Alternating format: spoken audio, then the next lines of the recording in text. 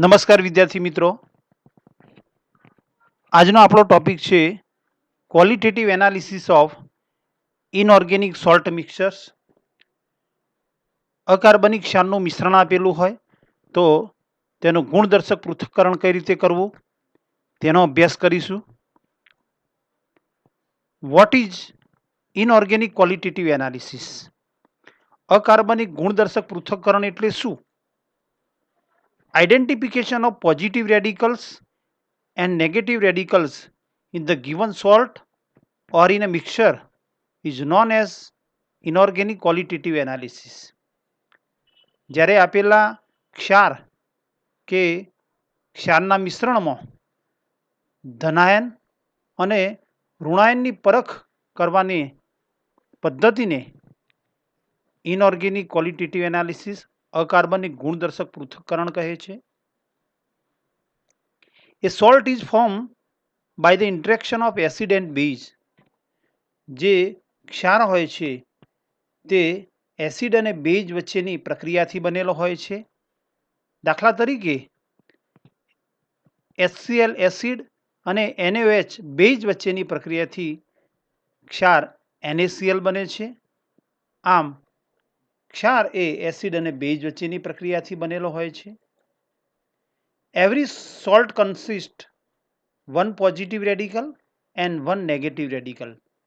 દરેક ક્ષાર એક ધનાયન અને એક ઋણાયન ધરાવે છે. મિત્રો, આજે આપણે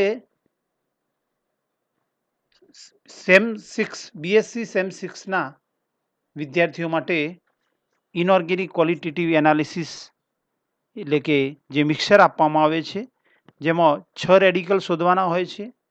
તેમાં આપણા HNGUના અભ્યાસક્રમમાં નેગેટિવ રેડિકલની અંદર નીચે દર્શાવેલા રેડિકલ કોર્સમાં છે, જેમાં કાર્બોનેટ,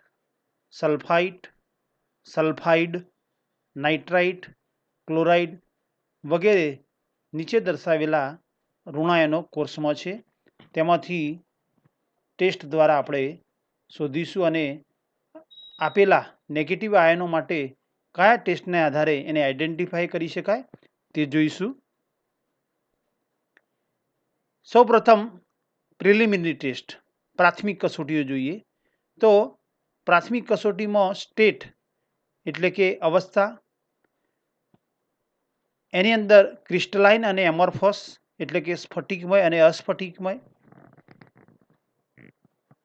મિક્સરની અંદર એક કરતાં વધારે સોલ્ટનું મિક્સર છે અને તેની અંદર ક્રિસ્ટલાઇન અને એમોર્ફસ એમ બંને પ્રકારના ક્ષારો પણ હોઈ શકે. 100% મિક્સર સ્ફટિકમય નહીં હોય, કારણ કે અહીં આપણા અભ્યાસક્રમમાં સંપૂર્ણ water soluble, completely water soluble mixer નહીં આપેલું હોય, એટલે મિક્સરની અંદર આ ક્રિસ્ટલાઇન અને એમોર્ફસ એમ બંને પ્રકારના ક્ષાર હાજર હશે. આ ટેસ્ટ એ સ્પર્શ દ્વારા નક્કી કરી શકાય. એટલે અહીં આગળ જો મિક્સરને સ્પર્શ કરતો ખરબચડું ક્રિસ્ટલાઇન લાગતું હોય તો ક્રિસ્ટલાઇન સોલ્ટ એ વોટર સોલ્યુબલ હશે, વોટર સોલ્યુબલ થશે. એટલે કે તેની અંદર crystalline salt alkaline, alkali salt, sodium, potassium, ammonium તેમજ નાઇટ્રાઇટ, નાઇટ્રેટ, હેલાઇડ આયનો વગેરે હાજર હશે જે વોટર સોલ્યુબલ છે.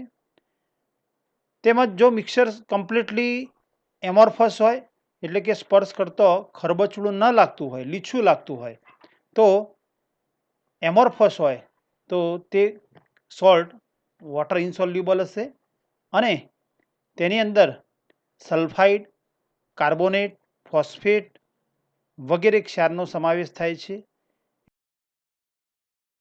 ટેસ્ટમાં બીજો ટેસ્ટ કલર એટલે કે મિશ્રણમાં રહેલા આયનોની પરખ એ મિશ્રણના રંગને આધારે કરી શકાય. જો મિશ્રણ સંપૂર્ણપણે કલરલેસ હોય, સફેદ હોય, તો એની અંદર દર્શાવેલા આયનો હાજર હોય. એની અંદર મોટે ભાગે એજી એચજી આપવામાં આવતા નથી, પરંતુ તેમાં પીબી એએસ વગેરેનો સમાવેશ થાય. જો રંગીન હોય તો તેમાં દર્શાવેલા રંગની સામે આપેલા આયનો હોઈ શકે. દાખલા તરીકે નારંગી રંગના હોય તો તેમાં ડાયક્રોમેટની શક્યતા હોય અથવા એન્ટીમની સલ્ફાઇડની શક્યતા હોઈ શકે. બ્લુ કલરના હોય તો તેમાં કોબાલ્ટ અને કોપર +2ની શક્યતા હોઈ શકે. ગ્રીન હોય તો અગાઉ આપણે એક વિડીયોમાં દર્શાવ્યું છે કે આયનોની પરખ માટે રંગ એ ખૂબ જ મહત્વનો ભાગ ભજવે છે. તો જુદા જુદા આયનોના રંગ કઈ રીતે યાદ રાખી શકાય તેના માટેનો એક વિડીયો મૂકેલો છે, તો વિડીયો તમે જરૂરથી જોશો. એની અંદર આપણે બતાવ્યું છે કે ગ્રીન ક્રો ની ફસા બ્લુ કપ મેં Fe+3 બ્રાઉન બ્રાઉન, અને તેના આધારે જુદા જુદા આયનોના રંગ યાદ રાખી શકાય. આમ રંગને આધારે આયનો વિશે અનુમાન કરી શકાય. If more than one color substance are present in the given mixture, interference of this color test not more useful for analysis. જ્યારે મિશ્રણની અંદર એક કરતો વધારે રંગીન ક્ષારો હાજર હોય ત્યારે રંગની મદદથી ક્ષારોની પરખ કરવામાં અડચણરૂપ થાય છે. ત્રીજો ટેસ્ટ ઓર્ડર એટલે કે મિશ્રણની વાસ, જેમાં એમોનિયા જેવી સ્મેલ આવતી હોય તો તેમાં એમોનિયમ આયન NH4+ ની હાજરી હોઈ શકે. જો સડેલા ઈંડા જેવી વાસ આવતી હોય તો તેની અંદર S-2 સલ્ફાઇડની શક્યતા હોઈ શકે.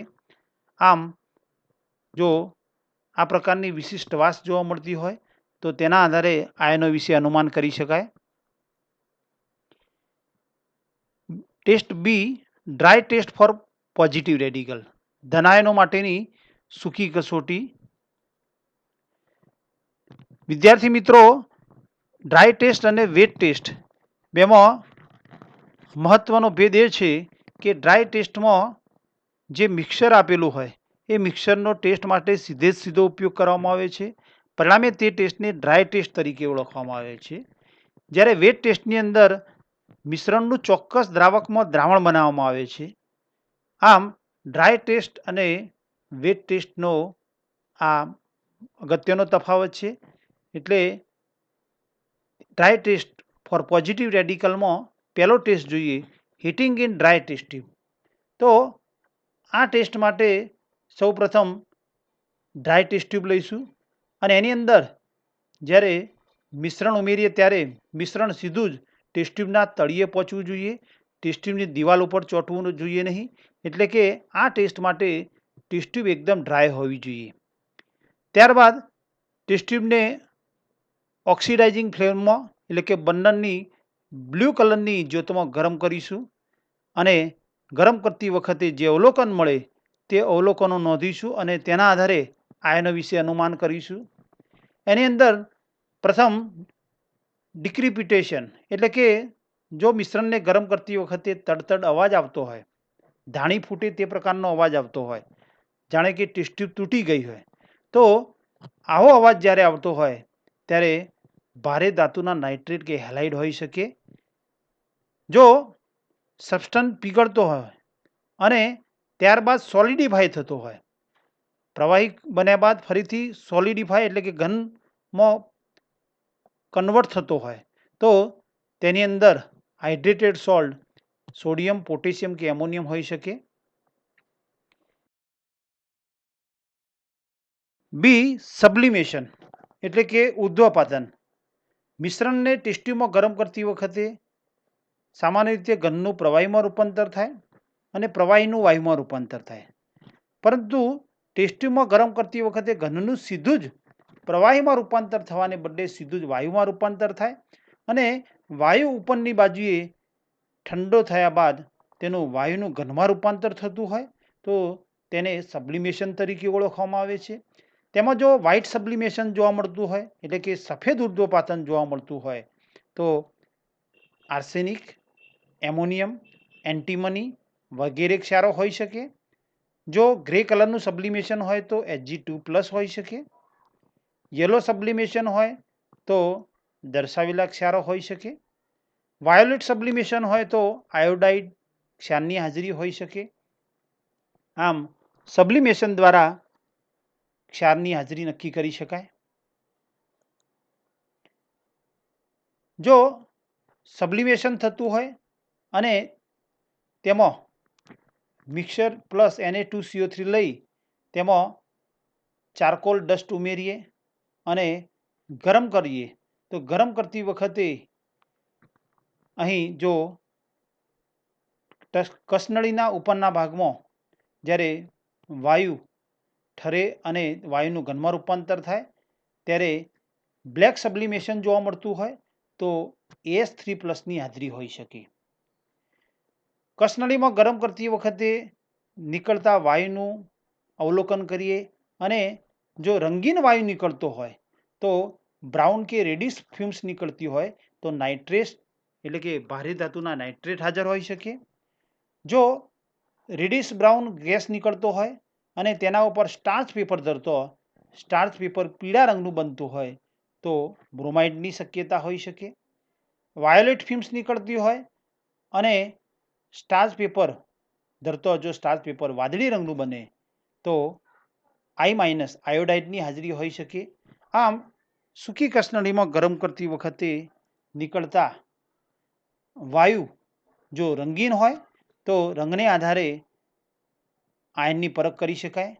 ગ્રીનિશ યલો ફ્યુમ્સ નીકળતી હોય તો ક્લોરાઇડ, કલરલેસ કાર્બન ડાયોક્સાઇડ વાયુ નીકળતો હોય જે ચૂનાના નીતર્યા પાણીને દૂધિયું બનાવતો હોય તો કાર્બોનેટની શક્યતા હોય.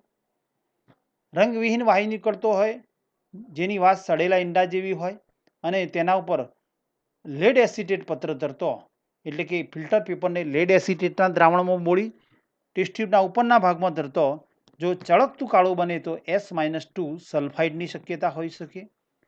એમોનિયાની સ્મેલ આવતી હોય તો NH4+ ની હાજરી હોઈ શકે. આમ વાયુ રંગીન છે કે રંગવિહીન તેના આધારે આયનોની પરખ કરી શકાય. ટેસ્ટ ટ્યુબમાં ગરમ કરતી વખતે ગરમ હોય ત્યારે અને ઠંડો હોય ત્યારે કેવો રંગ જોવા મળે છે તેના આધારે નક્કી કરી શકાય. જો ગરમ હોય ત્યારે યલો અને ઠંડો હોય ત્યારે વ્હાઇટ કલર મળતો હોય તો Zn+2 ની શક્યતા હોઈ શકે. તે જ રીતે નીચે દર્શાવ્યા પ્રમાણે ગરમ હોય ત્યારે અને ઠંડો હોય ત્યારે જે પ્રકારનો રંગ મળતો હોય તેના આધારે આયનોની પરખ કરી શકાય. If the substance is yellow or orange color and gives degradation on heating and on cooling, dark green residue remain behind, so chromate or dichromate may be present. ક્રોમેટ સંયોજનો એ પીળા રંગના અને ડાયક્રોમેટ સંયોજનો નારંગી રંગના છે. એટલે અહીં જો મિશ્રણમાં પીળો કે નારંગી રંગ દેખાતો હોય ત્યારે મિશ્રણને ગરમ કરવામાં આવે ત્યારે જો ક્રોમેટ કે ડાયક્રોમેટ હાજર હોય તો તેને ગરમ કરતી વખતે તેનું વિઘટન થાય છે અને ત્યારબાદ ઠંડુ પાડતો જો ઘેરા લીલા રંગના અવશેષ જોવા મળતા હોય તો સંયોજનનો આ પીળો રંગ એ ક્રોમેટના લીધે છે અને નારંગી રંગ ડાયક્રોમેટના લીધે છે તેમ નક્કી કરી શકાય. ફ્લેમ ટેસ્ટ મોટે ભાગે જો મિશ્રણ રંગવિહીન હોય તો જ્યોત કસોટી ફ્લેમ ટેસ્ટ કરવામાં આવે છે. આ માટે વોચ ગ્લાસની અંદર થોડું મિક્સર લઈ તેમાં સાંદ્ર HCl ઉમેરી તેની પેસ્ટ બનાવવામાં આવે છે અને ત્યારબાદ તેની અંદર પ્લેટિનમ વાયરનો સળિયો બોળવામાં આવે છે. આ માટે સૌપ્રથમ પ્લેટિનમ વાયરના સળિયાને ઓક્સિડાઇઝિંગ ફ્લેમમાં ગરમ કરવામાં આવે છે અને ત્યારબાદ સાંદ્ર HClમાં બોળી અને પેસ્ટમાં બોળી સાંદ્ર HClમાં બનાવેલી પેસ્ટમાં બોળી અને તેને ઓક્સિડાઇઝિંગ ફ્લેમમાં ધરતો મળતા જ્યોતના રંગના અવલોકનને આધારે આયન વિશે અનુમાન કરી શકાય. ઓક્સિડાઇઝિંગ ફ્લેમમાં ધરતી વખતે નરી આંખે અને કોબાલ્ટ ગ્લાસમાં જ્યોતનો રંગ કેવો મળે છે તેના આધારે આયન વિશે અનુમાન કરી શકાય. જો ગોલ્ડન યલો ફ્લેમ મળતી હોય તો Na+ની હાજરી હોઈ શકે. જો નરી આંખે વાયોલેટ કલરની ફ્લેમ મળતી હોય અને કોબાલ્ટ ગ્લાસમાં ક્રિમ્સન રંગની ફ્લેમ મળતી હોય તો K+ની હાજરી હોઈ શકે. બ્રિક રેડ ઈંટ જેવો લાલ રંગ મળતો હોય નરી આંખે અને કોબાલ્ટ ગ્લાસમાં લાઇટ ગ્રીન કલરની ફ્લેમ દેખાતી હોય તો કેલ્શિયમ 2+ની હાજરી હોઈ શકે. આમ ફ્લેમ ટેસ્ટને આધારે ધનાયનની પરખ કરી શકાય. Do not put the wet wire in bulk of the mixture. Place a few grains on the slide.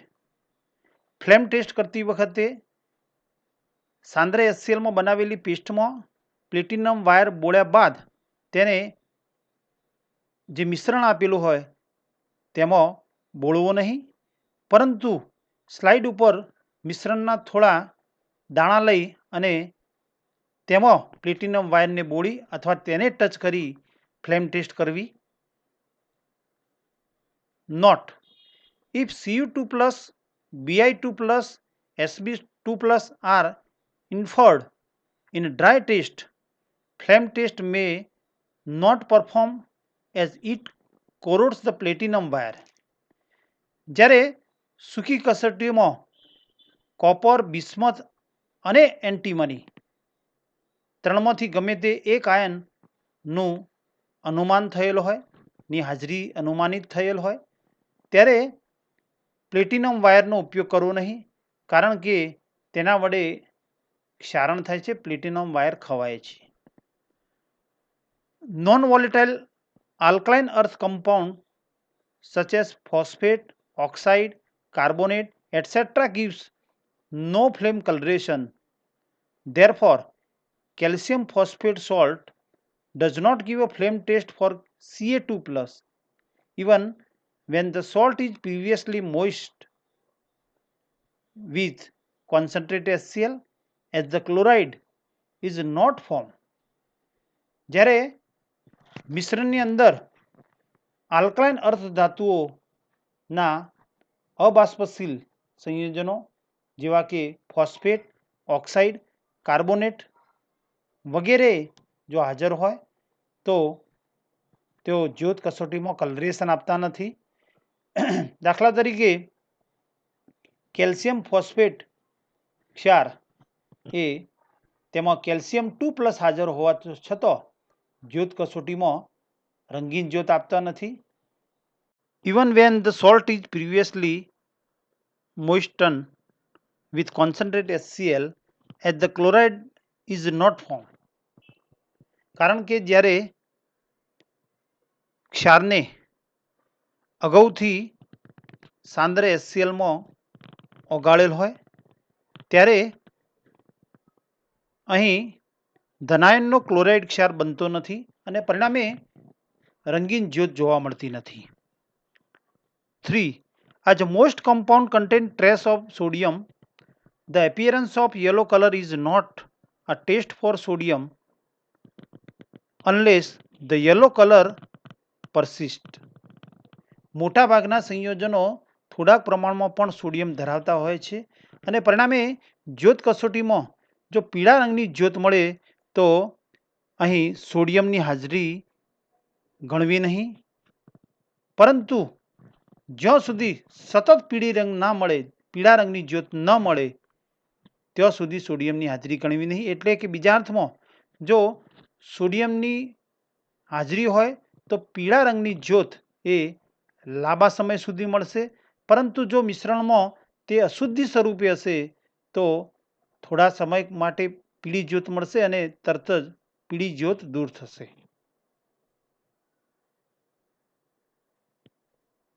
3. Borax bead test. મોટાભાગે રંગીન સંયોજનો માટે આ ટેસ્ટ કરવામાં આવે છે અને બોરેક્સ બેડ ટેસ્ટ માટેનો એક વિડીયો મેં મારી ચેનલ પર મૂકેલ છે, તે તમે અવશ્યથી જોશો. તેની અંદર સૌપ્રથમ પ્લેટિનમ વાયરના છેડે એક રિંગ બનાવવામાં આવે છે અને ત્યારબાદ તેને સાંદ્ર HClમાં બોળી બોરેક્સ પાવડરમાં બોળવામાં આવે છે અને ઓક્સિડાઇઝિંગ ફ્લેમમાં ગરમ કરી અને પારદર્શક મણકો તૈયાર કરવામાં આવે છે. ત્યારબાદ જે સંયોજન માટે બોરેક્સ મણકા કસોટી કરવાની હોય તેના થોડાક કણ ઉમેરી ઓક્સિડાઇઝિંગ ફ્લેમમાં ગરમ કરતો અહીં રંગીન મણકો મળે છે. આમ મણકાનો ઓક્સિડાઇઝિંગ ફ્લેમમાં અને રિડ્યુસિંગ ફ્લેમમાં ગરમ અને ઠંડો હોય ત્યારે મળતો રંગ એ મણકાના રંગને આધારે આયનની પરખ કરવામાં આવે છે. અહીં દર્શાવ્યા પ્રમાણે ઓક્સિડાઇઝિંગ કે રિડ્યુસિંગ ફ્લેમમાં મણકાનો રંગ કેવો મળે છે તેના આધારે આયન વિશે અનુમાન કરી શકાય. For alkali test. ટેસ્ટ ટ્યુબમાં મિશ્રણ લઈ તેની અંદર સોડિયમ હાઇડ્રોક્સાઇડનું દ્રાવણ ઉમેરી ગરમ કરતી વખતે જો એમોનિયાની સ્મેલ આવતી હોય અને તેના ઉપર એમોનિયા એટલે બેઝિક સોલ્ટ છે અને તેના ઉપર લાલ લિટમસ પત્ર, ભીનું લાલ લિટમસ પત્ર ધરતો જો લાલ લિટમસ પત્ર વાદળી બનતું હોય અથવા જો હળદર પત્ર ધરતો હળદર પત્ર લાલ રંગનું બનતું હોય તો NH4+ ની હાજરી હોઈ શકે. અને જો પીળા નારંગી રંગના અવક્ષેપ મળતા હોય તો મર્ક્યુરસની હાજરી હોઈ શકે, Hg+ ની હાજરી હોઈ શકે. પરંતુ મોટે ભાગે મર્ક્યુરસ નહીં આપેલો હોય એટલે કે લગભગ NH4+ ની હાજરી માટે આ ટેસ્ટનો ઉપયોગ કરવામાં આવે છે. 5. Acid extract test. એટલે કે અહીં થોડુંક મિક્સર ટેસ્ટ ટ્યુબમાં લઈ અને તેમાં સાંદ્ર HCl ઉમેરી મિશ્રણને ગરમ કરીશું અને જો મિશ્રણને ગરમ કરતી વખતે ક્લિયર સોલ્યુશન બનતું હોય તો તેનો એસિડ એક્સ્ટ્રેક્ટ તરીકે ઉપયોગ કરીશું અને જો ક્લિયર સોલ્યુશન ના બને તો તેને ફિલ્ટર કરી મળતા ફિલ્ટ્રેટનો એસિડ એક્સ્ટ્રેક્ટ તરીકે ઉપયોગ કરીશું અને નીચે દર્શાવેલા બે ટેસ્ટ માટે તેનો ઉપયોગ કરી Fe+2 અને Fe+3 ની પરખ કરીશું. સૌપ્રથમ જો એસિડ એક્સ્ટ્રેક્ટને ટેસ્ટ ટ્યુબમાં લઈ તેમાં સાંદ્ર નાઇટ્રિક એસિડ ઉમેરી ગરમ કરી અને તેમાં KCNS પોટેશિયમ થાયોસાયનાઇડ એટલે કે તેને પોટેશિયમ સલ્ફોસાયનાઇડ તરીકે પણ ઓળખવામાં આવે છે તેનું દ્રાવણ ઉમેરતો જો dark non transparent permanent blood red coloration મળતું હોય એટલે કે અપારદર્શક ઘેરા લોહી જેવા લાલ રંગનું દ્રાવણ બનતું હોય તો તેમાં Fe+2 અને Fe+3 બંનેની હાજરી હોઈ શકે. એટલે કે મળતો લાલ રંગ એ Fe+2 કે Fe+3 ના લીધે છે એમ નક્કી થાય. એટલે કે અહીં Fe+2 અને Fe+3 બંનેની હાજરી નક્કી થાય છે. પરંતુ જો બીજા ટેસ્ટ ટ્યુબમાં થોડું એસિડ એક્સ્ટ્રેક્ટ લઈ અને ડાયરેક્ટ KCNS ઉમેરતો જો લોહી જેવો લાલ રંગ મળતો હોય તો તે Fe+3 ની હાજરી સૂચવે છે. એટલે કે જો Fe2+ હાજર હોય તો પ્રથમ ટેસ્ટની અંદર લોહી જેવો લાલ રંગ મળશે એટલે કે ફક્ત પહેલો ટેસ્ટ જ મળશે. પરંતુ જો Fe+3 હાજર હોય તો બંને ટેસ્ટમાં લોહી જેવો લાલ રંગ મળશે. આમ જો પ્રથમ ટેસ્ટ જ મળતો હોય તો ફક્ત Fe+2 ની હાજરી અને જો બંને ટેસ્ટ મળતા હોય તો Fe+3 ની હાજરી છે તેમ કહી શકાય. Not only Fe3+ gives blood need coloration, blood red coloration જે પોટેશિયમ થાયોસાયનાઇડ સાથે આપે છે. પ્રથમ ટેસ્ટમાં Fe+2 એ નાઇટ્રિક એસિડ વડે ઓક્સિડાઇઝ પામે છે અને Fe+2 નું Fe+3 માં ઓક્સિડેશન થાય છે અને પરિણામે લોહી જેવો લાલ રંગ મળે છે. If Fe+2 may present into the given mixture, it gives blood red coloration test after oxidation with concentrate nitric acid. એટલે કે Fe+2 નું નાઇટ્રિક એસિડ વડે ઓક્સિડેશન થવાથી તેનું Fe+3 માં કન્વર્ઝન થાય છે અને પરિણામે લોહી જેવો લાલ રંગ મળે છે. C dry test for negative radical. ઋણમૂલક માટેની સૂકી કસોટી. તેની અંદર સૌપ્રથમ ટેસ્ટ ટ્યુબમાં મિશ્રણ લઈ તેની અંદર મંદ HCl કે મંદ H2SO4 ઉમેરતો જો ઉભરા મળતા હોય તો મિશ્રણને ગરમ કરીશું અને જો ઉભરા મળતા હોય તો કાર્બોનેટ, સલ્ફાઇડ કે નાઇટ્રાઇટની હાજરી હોઈ શકે. આમ ઠંડાની અંદર ઉભરા મળતા હોય તો ગરમ કરીશું અને ગરમ કરતા પહેલા લેડ એસિટેટ પત્ર, પોટેશિયમ ડાયક્રોમેટ પત્ર તૈયાર રાખીશું અહીં જો ગરમ કરતી વખતે જે વાયુ નીકળે છે તે ચૂનાના નીતર્યા પાણીને દૂધિયું બનાવતું હોય તો કાર્બોનેટ CO3 ની શક્યતા હોઈ શકે. સડેલા ઈંડા જેવી વાસવાળો વાયુ હોય અને લેડ એસિટેટ પત્રને ચળકતું કાળું બનાવે તો S2- સલ્ફાઇડની શક્યતા હોઈ શકે. ઉભરા આવતા હોય અને જે વાયુ નીકળે છે તેના ઉપર લિટમસ પત્રને પોટેશિયમ ડાયક્રોમેટના દ્રાવણમાં બોળી ધરતી વખતે જો ડાયક્રોમેટ પત્ર લીલા રંગનું બનતું હોય તો SO3 સલ્ફાઇડની શક્યતા હોઈ શકે. Effervescences with light yellowish gas on the top of the test tube, જ્યારે ટેસ્ટ ટ્યુબના ઉપરના ભાગમાં ચળકતો પીળા રંગનો વાયુ નીકળતો હોય ઉભરા સાથે તો NO2- નાઇટ્રેટની શક્યતા હોઈ શકે. પરંતુ જો મિશ્રણની અંદર મંદ HCl કે મંદ H2SO4 ઉમેરતો ઉભરા ન મળતા હોય તો આ ચારમાંથી એક પણ હાજર નથી, એટલે કે ચારેય ગેરહાજર છે તેમ નક્કી કરી શકાય. બીજા ટેસ્ટની અંદર સાંદ્ર H2SO4 સાથેનો ટેસ્ટ છે, જેની અંદર મિશ્રણમાં ટેસ્ટ ટ્યુબમાં મિશ્રણ લઈ તેની અંદર સાંદ્ર સલ્ફ્યુરિક એસિડ ઉમેરતી વખતે જે વાયુ નીકળે છે તે વાયુનું અવલોકન કરીશું. વાયુ રંગીન છે કે રંગવિહીન તેના આધારે આયનોની પરખ કરીશું. જો રંગીન વાયુ નીકળતો હોય, તેમાં જાંબુડિયા રંગનો વાયુ નીકળતો હોય તો સ્ટાર્ચ પેપર ધરતો સ્ટાર્ચ પેપર જો કાળા રંગનું બનતું હોય તો I- ની શક્યતા હોય.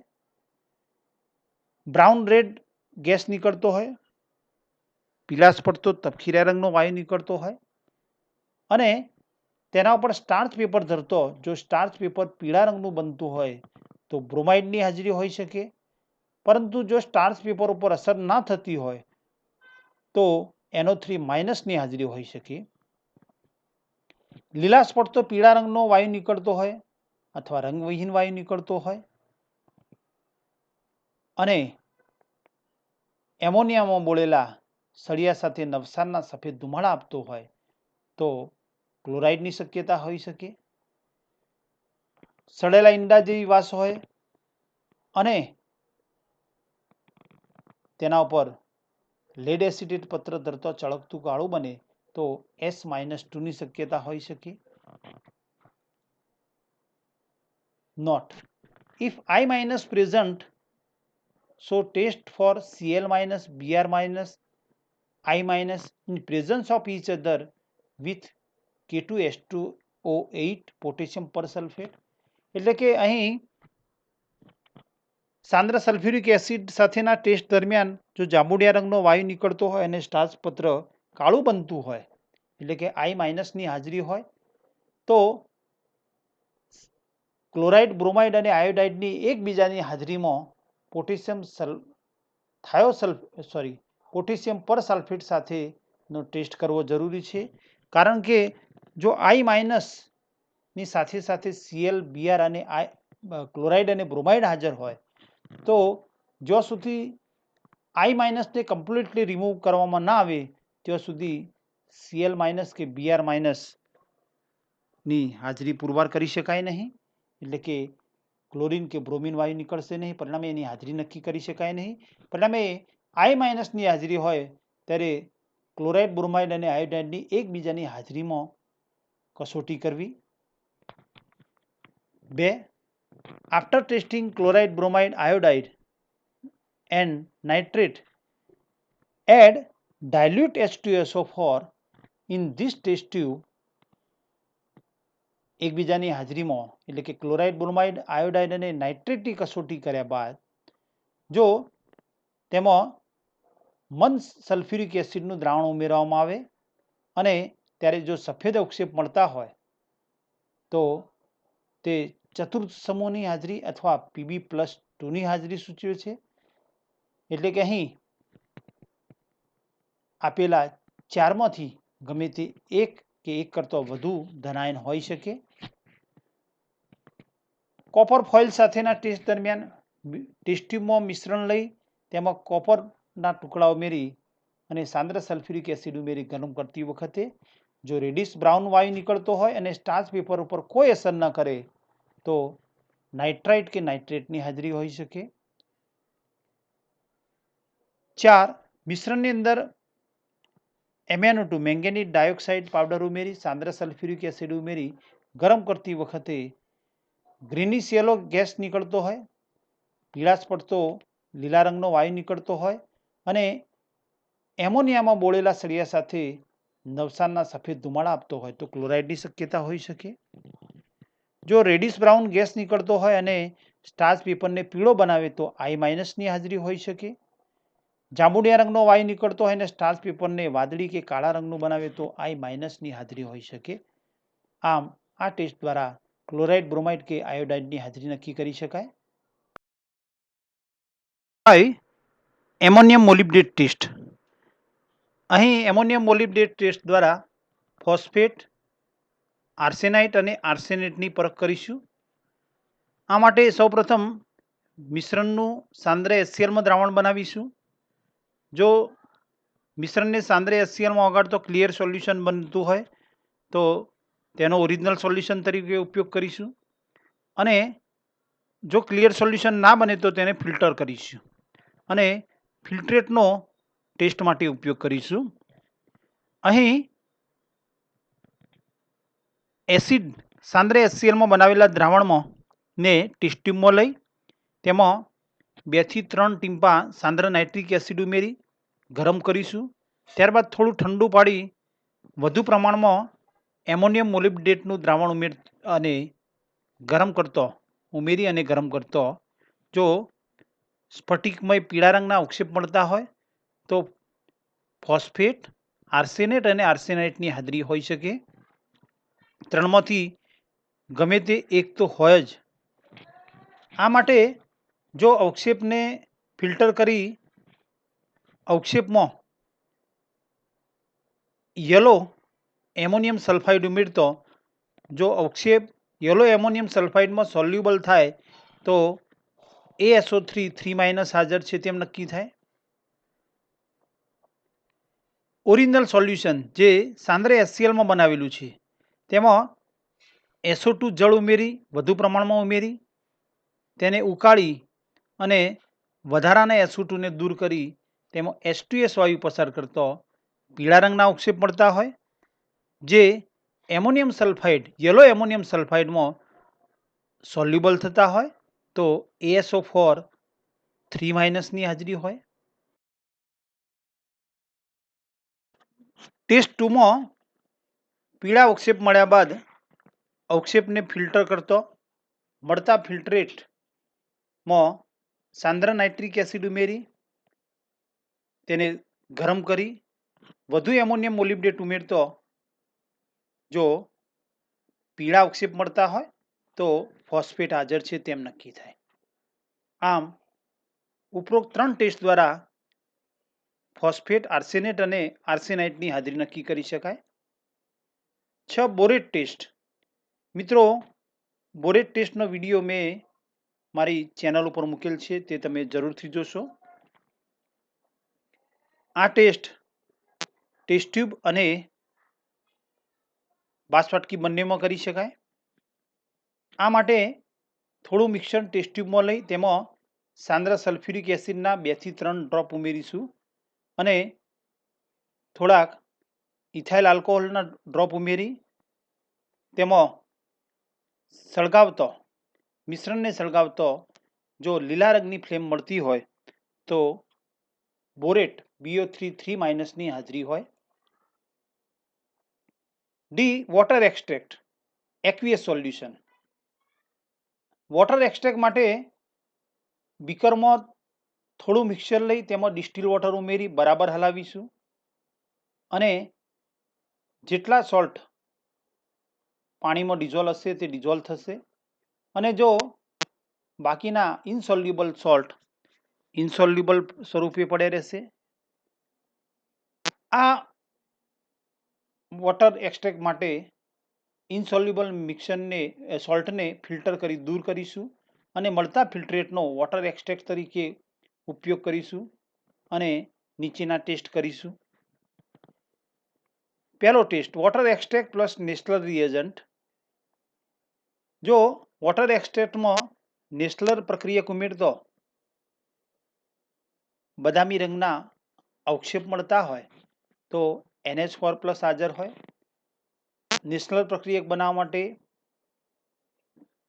અહીં આગળ મર્ક્યુરસ ક્લોરાઇડના દ્રાવણમાં KI નું દ્રાવણ ઉમેરતો નારંગી રંગના અવક્ષેપ મળે અને વધુ ઉમેરતો નારંગી રંગના અવક્ષેપ ડિઝોલ્વ થશે.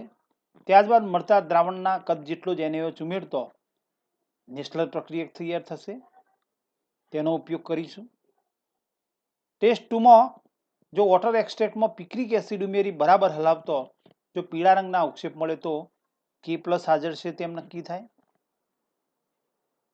ટેસ્ટ 3, વોટર એક્સટ્રેક્ટમાં ઝિંક યુરેનાઇલ એસિટેટ ઉમેરી ગરમ કરતો જો લાઇટ યલો પ્રેસિપિટેટ મળતા હોય તો Na+ હાજર છે. Na+ માટેનો બીજો એક ટેસ્ટ છે, વોટર એક્સટ્રેક્ટમાં પોટેશિયમ પાયરો એન્ટીમોનેટનું સોલ્યુશન ઉમેરતો સફેદ અવક્ષેપ મળે તો Na+ હાજર.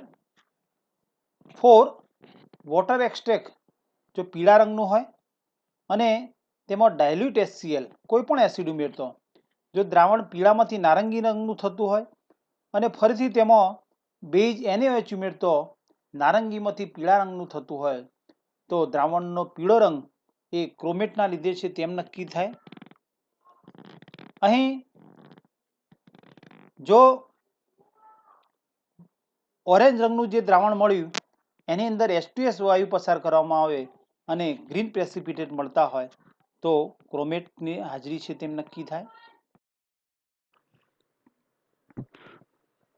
જો વોટર એક્સટ્રેક્ટ નારંગી રંગનું હોય અને તેમાં H2S વાયુ પસાર કરતો નારંગીમાંથી લીલા રંગનું થતું હોય તો સંયોજનનો મૂળ નારંગી રંગ ડાયક્રોમેટને લીધે છે તેમ નક્કી થાય. અથવા નારંગી રંગના વોટર એક્સટ્રેક્ટમાં જો બેઝ ઉમેરવામાં આવે ત્યારે નારંગીમાંથી પીળા રંગનું બને તો પણ દ્રાવણનો નારંગી રંગ એ ડાયક્રોમેટને લીધે છે, Cr272- ને લીધે તેમ નક્કી થાય. એટલે કે ડાયક્રોમેટની હાજરી નક્કી થાય.